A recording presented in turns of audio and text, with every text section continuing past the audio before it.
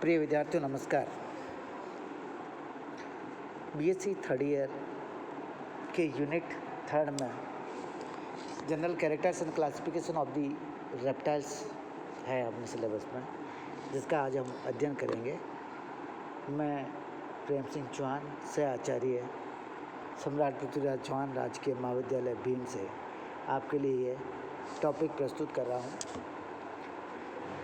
जैसे कि रेप्टाइल्स जो है, सबसे पहले वे वर्टिब्रेट्स हैं जिन्होंने स्थल पर जीवन व्यतीत करना प्रारंभ किया, या ये हम इस बात को हम यूँ कह सकते हैं कि रेप्टाइल्स या सरीसृप वे प्रथम जीव हैं जो पूर्णतः स्थलीय जीवन व्यतीत करने के लिए अनुकूलित हो चुके थे। इन जंतुओं में ऐसे कई डायग्नोस्टिक कैरेक्टर्स पाए जाते हैं जो इस वर्ग को, रेप्टिलिया वर्ग को दूसरे वर्गों से अपने आप में पृथक करते हैं। रेप्टिलिया वर्ग के अंतर्गत आने वाली जो कैरेक्टर्स हैं, ये कैरेक्टर्स एक तरफ तो एम्फीबियंस स्पीसीज और एम्फीबियंस से, और दूसरी तरफ जो है एव्स और स्तनियों मैमल्स से मिलते जुलते हैं। इन दोनों के बीच के कैरेक्टर्स से पाए जाते हैं। रेप्टिलिया शब्द जो होता है ग्रीक शब्द है, और इस ग्रीक शब्द का मतलब होता है रेप्टम से मिलकर के बना होता है, और इसका मतलब होता है टू क्रॉल या टू क्रीप मीन्स रेंगना। स्थल पर पाए जाने वाले वे जंतु जो रेंग कर चलते हैं उनको रेप्टाइल्स के अंतर्गत सम्मिलित किया जाता है। रेप्टिलिया के अंतर्गत आने वाले जंतुओं का अध्ययन जब हम करते हैं तो इसको हर्पेटोलॉजी विज्ञान की वह शाखा है जिसमें हम सरीसृपों का अध्ययन करते हैं। इसमें आने वाले जंतु जो है मुख्यतः स्थलीय होते हैं, बिलकारी होते हैं, मांसाहारी और एयर ब्रीथिंग जंतु होते हैं। टेट्राबोट्स है, अंडज है और वर्टिब्रेट्स जंतु इसके अंतर्गत आते हैं। इन जंतुओं का शरीर जो होता है द्विपार्श्व सममित होता है। सिर में 4 भाग पाए जाते हैं, सिर, गर्दन, धड़ और पूंछ 4 भाग पाए जाते हैं। 2 जोड़ी में भुजाएं पाई जाती है। ये भुजाएं लिम्ब्स के रूप में होती हैं। प्रत्येक भुजा में 5-5 उंगलियां पाई जाती है, पेंटाडेक्टाइली पाई जाती है। इन जंतुओं की त्वचा पर सल्क पाए जाते हैं, एपिडर्मल स्केल्स पाए जाते हैं। ये एपिडर्मल स्केल्स वाली त्वचा है और स्थलीय वातावरण में रहने के कारण इनकी त्वचा में किसी भी प्रकार की ग्रंथियां नहीं पाई जाती है, कोई ग्रंथियां इनमें नहीं होती है। एक्सोस्केलेटन्स के रूप में स्केल्स, स्क्यूट्स, सील्स और स्पाइन्स, ये सारी संरचनाएं इनकी सतह पर पाई जाती है। इसके अलावा त्वचा जो होती है इसकी सूखी और कॉर्निफाइड होती है। एंडोस्केलेटन पूर्णतया ओसिफाइड होता है या अस्थियों का बना हुआ होता है। इसमें ओसिपिटल कॉन्डाइल जो होता है उसकी संख्या 1 होती है, और 2 जो टी सुपरी अस्थियाँ होती है जिन क्लेविकल को मिलकर के 2 इंटर क्लेविकल का निर्माण इसमें करती है। हृदय में 3 कक्ष या अपूर्ण रूप से 4 कक्षीय हृदय इसमें पाया जाता है। साइनस विनोसिस ह्रासित होता है और 2 एरोटिक आर्चेज पाई जाती हैं। रेड ब्लड सेल्स होती है, अंडाकार होती है और न्यूक्लिएटेड होती है। जीवन पर्यंत ये जंतु लंग्स या फेफड़ों के द्वारा रेस्पिरेशन करते हैं। इनमें किडनी जो होती है मछलियों से विकसित प्रकार की होती है, इसलिए ये मेटानेफ्रिक प्रकार की किडनी है और ये यूरोकोटेलिक प्रकार के जंतु हैं। एम्फीबियंस की तुलना में इनका जो सेरिबेलम होता है वो अधिक विकसित प्रकार का होता है, और क्रेनियल नर्व्स की संख्या इनमें 10 या 12 जोड़ी होती है। हम लिजर्ड्स और सर्व की स्नैक्स की जब बात करते हैं तो लिजर्ड्स में 12 जोड़ी और स्नैक्स में 10 जोड़ी है, इसलिए 10 से 12 जोड़ी जो है कपाल तंत्रिका इनमें पाई जाती है। लेटरलाइन सिस्टम जो होता है इसमें सामान्यतः अनुपस्थित होता है, क्योंकि ये स्थलीय mode of life, terrestrial mode of life जीने के लिए अनुकूलित हो चुके होते हैं। इसलिए इनमें जैकबसन्स ऑर्गन पाया जाता है। दोनों सेक्सेस सेपरेट होते हैं और कॉपुलेटरी ऑर्गन इसमें उपस्थित होता है। फर्टिलाइजेशन हमेशा इंटरनल होता है। ये ओवीपेरस होते हैं या इनके जो अंडे होते हैं उनमें योग की मात्रा अधिक होती है, इसलिए मीरोब्लास्टिक क्लीवेज इन अंडों में पाया जाता है।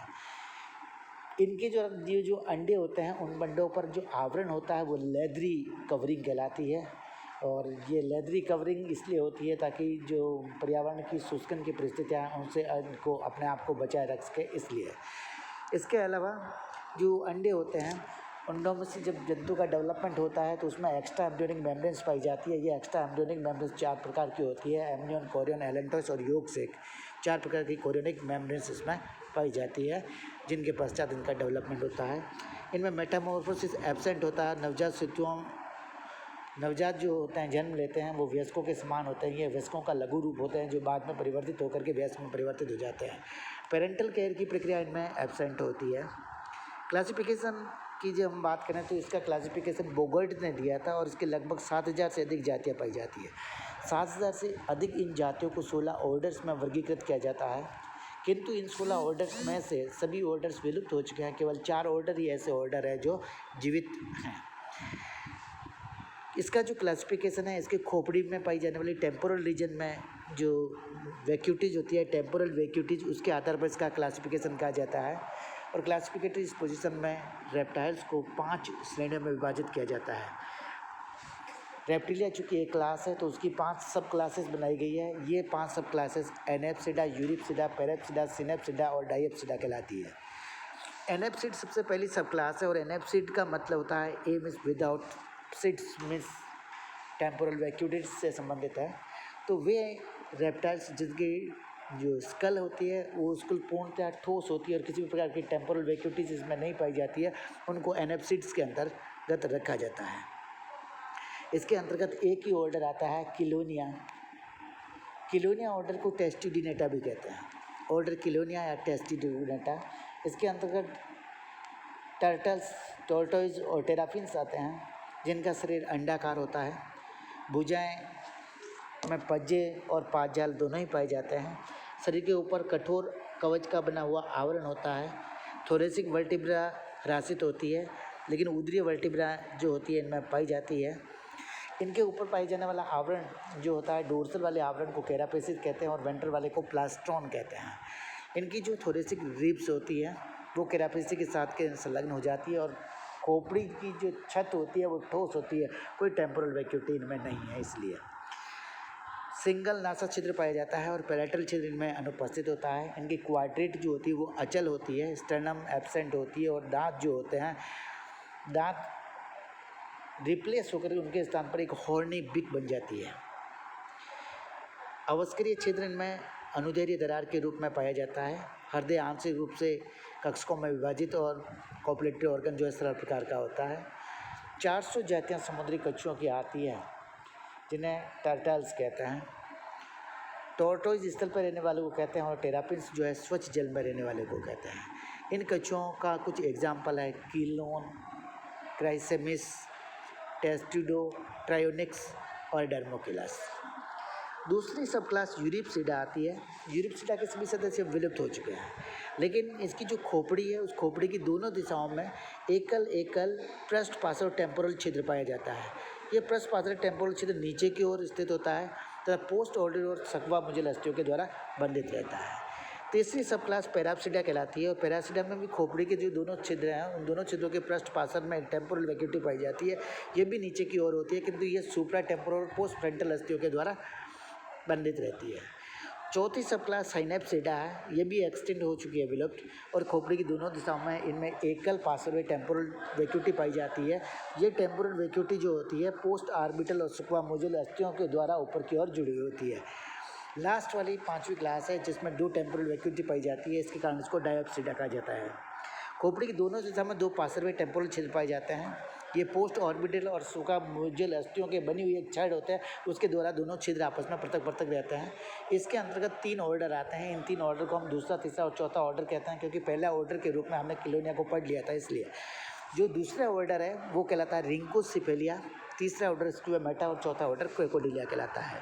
रिंकोसिफेलिया जो ऑर्डर होता है उनका शरीर जो है छोटा और लंबा होता है, रिंकोसिफेलियंस का।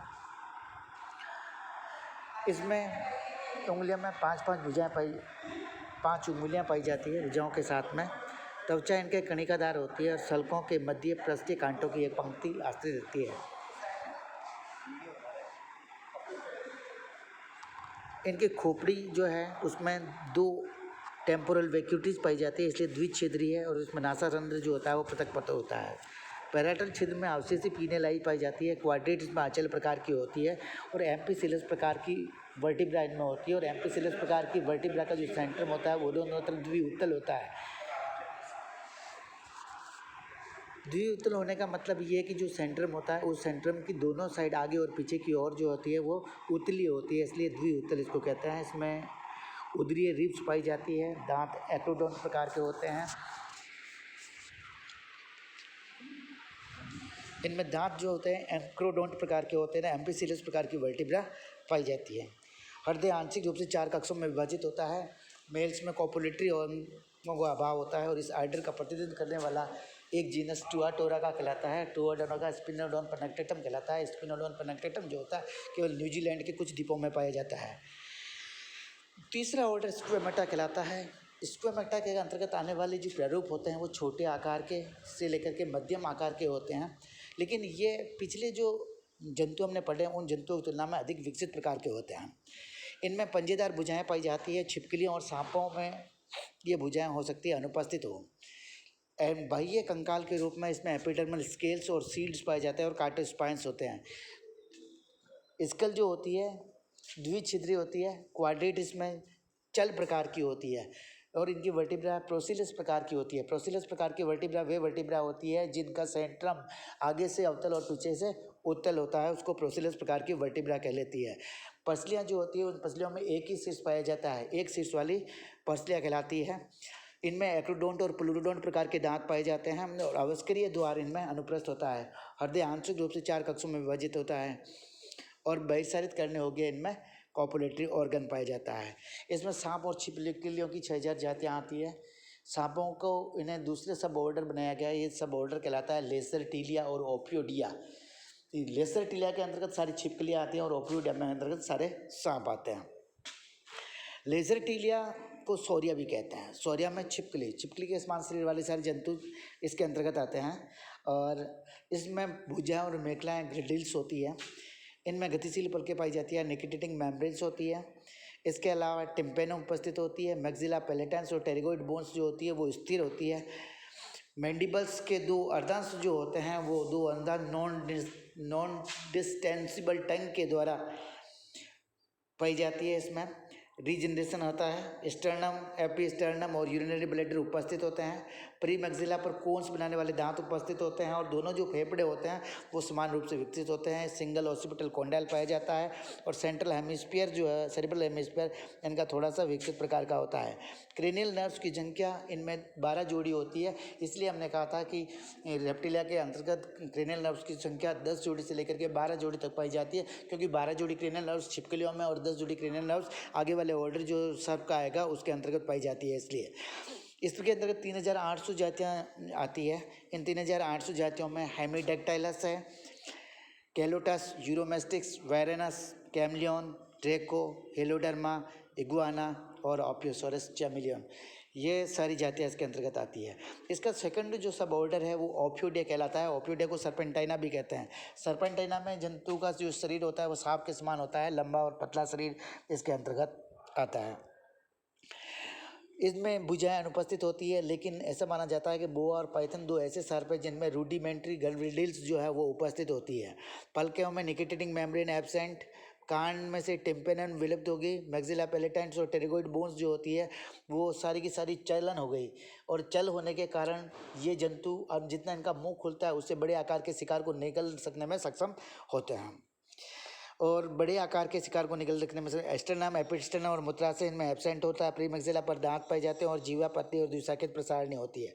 पुनरुद्भवन ऐसा नहीं पाया जाता है और बायां फेफड़ा हरासित हो जाता है, केवल दायां फेफड़ा इसमें फंक्शनल होता है। हॉस्पिटल कॉन्डाइल्स 3 होते हैं और जुगल अस्थि एब्सेंट होती है। सेरिब्रल हेमिस्फीयर इसमें लंबा हो जाता है और दोनों नाकों तक पीछे आगे की ओर फैला हुआ होता है, आंखों के बीच तक। कपाल तंत्रिकाओं की संख्या 10 जोड़ी होती है और 3000 जीवित जातियाँ इसके अंतर्गत आती है। इनमें आने वाले प्रमुख सर्प में हैं टिप्लोप्स, पाइथन, बुआ, लाइकोडोन, एरिक्स, नाजा, बंगेरस, वाइपेरा, हाइड्रोफिस और क्रोटेलस। चौथा ऑर्डर इसका क्रोकोडिलिया आता है। इसमें बड़े आकार के जलीय मांसाहारी जंतु आते हैं जो जलीय मांसाहारी होते हैं। जलीय मांसाहारी सरीसृप इनको कहा जाता है। इसमें शक्तिशाली पूंछ पाई जाती है और पूंछ के माध्यम से जोरदार झटका दे सकते हैं। पंजों में पाद और जाल दोनों पाई जाती है। त्वचा मोटी मोटी, त्वचा पर सल्क और प्लेट्स होती हैं। खोपड़ी द्विक्षेत्रीय होती है। क्वाड्रेट अचल होती है। पैराइटल फोरामेन इसमें पाया जाता है। द्विसरसी पसलियाँ हैं, उदरीय पसलियाँ भी इनमें पाई जाती है। दांत जो होते हैं इनके ट्रिकोडोन प्रकार के होते हैं। ट्रिकोडोन प्रकार के दांत वे दांत होते हैं जो सॉकेट्स में धसे होते हैं। हृदय पूर्णतः 4 कक्षों में विभाजित होता है। अवस्करीय और अनुदैर्घ्य नरों में सीधा और खांचदार जो है पेनिस उपस्थित होता है। इसके अंतर्गत आने वाले जंतुओं में क्रोकोडाइल्स, एलिगेटर और गेवियलिस है। आज का वीडियो यहीं समाप्त होता है। धन्यवाद देखने के लिए। Thank you for watching this video.